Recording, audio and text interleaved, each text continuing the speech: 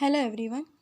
In last video we have to already discuss about the physical quantities, 10 types of physical quantities, scalar and vector, and this standardized measurement, MKS system and CGS system. Okay. So today's topic is fundamental quantities. Okay. So there are many physical quantities, but a majority of them are related to each other. For example, you have learned that the quantity speed is the ratio of the quantities distance and time. There are many physical quantities, but a majority of them are related to each other. ऐसे बहुत सारे physical quantities है जिसमें से बहुत सारी राशियाँ एक दूसरे से रिलेटेड टू ईच अदर है कि नहीं, एक दूसरे से बनी हुई है. For example, you have already discuss about in 6th standard the speed is the ratio of the quantities distance and time. In this example, speed is a quantity, but speed is not a fundamental quantity, but speed is the ratio of quantities distance and time. So distance and time is the fundamental quantities. Okay, then standards of the fundamental quantities. Standards of the fundamental quantities. Before starting the fundamental quantity, we have to discuss the standards of the fundamental quantity. Fundamental quantities के लिए कौन से standard बनाए हैं ये हम पहले discuss करेंगे. Okay, as the standard of a mass solid cylinder made up of platinum iridium alloy is kept in the International Bureau of Weights and Measures at Paris. International bureau of weights and measures ये कहाँ है, Paris में है. कहाँ है, international bureau of weights and measures ये Paris में है. एक सॉलिड सिलेंडर है जो प्लैटिनम और इरिडियम अलॉय से बना हुआ है. सॉलिड सिलेंडर किससे बना हुआ है, प्लैटिनम और इरिडियम अलॉय से बना हुआ है. ओके, देन उसको क्या किया है, जो प्लैटिनम और इरिडियम का अलॉय है उसे international bureau of weights and measures में रखा गया है कि नहीं. और उनमें एक as per the international agreement the mass is called वोल्केरिग्राम. उनमें इंटरनेशनल एग्रीमेंट हुआ है, राष्ट्रीय करार हुआ है, उससे उसे क्या कहा जाता है, 1 किलोग्राम कहा जाता है. Okay, got it. क्या बताया है मैंने, एक सॉलिड सिलेंडर है, वो सॉलिड सिलेंडर किससे बना हुआ है, इरिडियम और प्लैटिनम के अलॉय से बना हुआ है.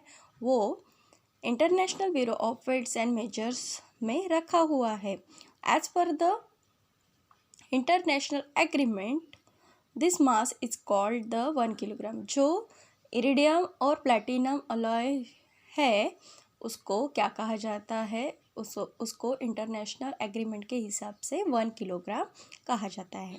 फिर ये 1 किलोग्राम के लिए ये एक स्टैंडर्ड हो गया. ओके, फिर उसे क्या कहा जाता है, 1 किलोग्राम. उसकी जो official accurate copies of this prototype are kept in the standardizing laboratories institute all over the world. उनकी जो official accurate copies of prototype है, मतलब उनकी जो कॉपीज़ है वो 1 किलोग्राम की. कौन से 1 किलोग्राम की, जो प्लैटिनम और इरिडियम अलॉय से बना हुआ है, उनकी जो कॉपियाँ है वो कहाँ रखी है, ऑल ओवर वर्ल्ड में जो लेबोरेटरीज है वहाँ रखी हुई है. Okay, for standardizing laboratory institute all over the world. These accurate copies of these prototypes are kept in the standardizing laboratories institute all over the world. उसकी जो कॉपियाँ है वो कहाँ रखी है, ऑल ओवर वर्ल्ड में जो लेबोरेटरी है वहाँ रखी हुई है. मतलब वो क्या हो गया, 1 किलोग्राम का एक स्टैंडर्ड हो गया. Okay, then related to the meter, 2 fine lines are engraved on a platinum iridium bar kept in the International Bureau of Weights and Measures at Paris. The distance between these 2 lines is accepted as the standard meter. Accurate copies of this prototype are made and distributed to standardizing laboratory institute all over the world.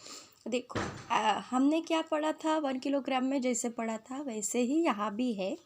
यहाँ क्या किया है, in related to meter in this, यहाँ क्या किया है, एक platinum और इरिडियम का बार लिया है और उसमें 2 लाइंस निकाली है। एक स्केल है प्लैटिनम और इरिडियम की, एक स्केल है, उस पर 2 फाइन लाइंस निकाली है, तो उसे ही हम 1 मीटर एक्सेप्ट करते हैं, उसे ही 1 मीटर कहा जाता है। जैसे इरिडियम और प्लैटिनम का अलॉय था, उसे हमने क्या कहा था, 1 किलोग्राम कहा था। वैसे ही इरिडियम और प्लैटिनम की जो स्केल है उस पर 2 फाइन लाइंस निकाली है, उसको हम क्या एक्सेप्ट करते हैं, 1 मीटर। उसकी भी उसकी भी कॉपीज़ कहाँ रखी है, ऑल ओवर वर्ल्ड की जो लेबॉर्ट्री है वहाँ रखी है, उसको भी हम क्या, उसका वो मीटर का स्टैंडर्ड हो गया। Okay, then the time required for 1 revolution of the earth is measured by means of an accurate device. This time is taken as 24 hours. To standardize 1 second, 1 hour is considered to have 16 minutes and 1 minute and 16 seconds. देखो the time required for 1 revolution of the earth is measured by means of an accurate device. देखो हम जब revolution होती है अर्थ की, उसे हम क्या बोलते हैं, 1 डे बोलते हैं। तो ये भी एक क्या है, स्टैंडर्ड है। और टाइम को हम कैसे पकड़ते हैं, 24 hour. 24 hour means 1 day and 16 minutes mean 1 hour, है कि नहीं, और 16 second means 1 minute. Okay, so these are the standards of the fundamental quantities. Means kg is the unit, then meter is the unit, and time also is the unit, which is measured in standard level. Okay, then fundamental quantities. So what is meant by fundamental quantities? It is enough to select a few out of the many quantities and standardize their unit. You can see from the above example that units of the quantities length and time need to be standardized. Such quantities are called fundamental quantities. ऐसी quantity जिसका unit standard होता है, means ऐसी quantities जो standard unit को express करता है और उसको मेंटेन रखता है, मतलब उसके यूनिट्स कैसे होते हैं, स्टैंडर्ड होते हैं। ऐसी क्वांटिटीज़ जिसके यूनिट स्टैंडर्ड होते हैं और उसका स्टैंडर्ड बनाया हुआ है, उसे को क्या कहते हैं, फंडामेंटल क्वांटिटीज़ कहते हैं। Okay, then of course a standard fundamental unit must be available to all and it must not be variable. देखो, fundamental unit must be available to all, a standard fundamental unit must be available to all.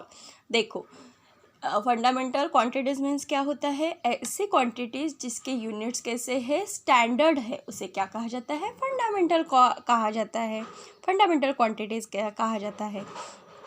For example, speed is the ratio the quantities distance and time. So in this example, distance and time is the fundamental quantities. Okay, मतलब fundamental quantities means ऐसी quantities जो standard units को express करता है, उनको fundamental quantities कहा जाता है। ओके, और उसके यूनिट्स को, उसके fundamental quantities and their units are called standard units, और उसे फंडामेंटल क्वांटिटीज़ कहा जाता है, और फंडामेंटल क्वांटिटीज़ के यूनिट्स को स्टैंडर्ड यूनिट्स कहा जाता है। Okay, of course a standard fundamental unit must be available to all and it must not be variable. Fundamental unit पूरे वर्ल्ड में फेमस है और वो कभी भी चेंज नहीं होते हैं। It must not be variable. Fundamental unit must be available to all and it must not be variable. Okay, this is all over the fundamental quantities and standards of the fundamental quantities. I hope you all are understand. Thank you.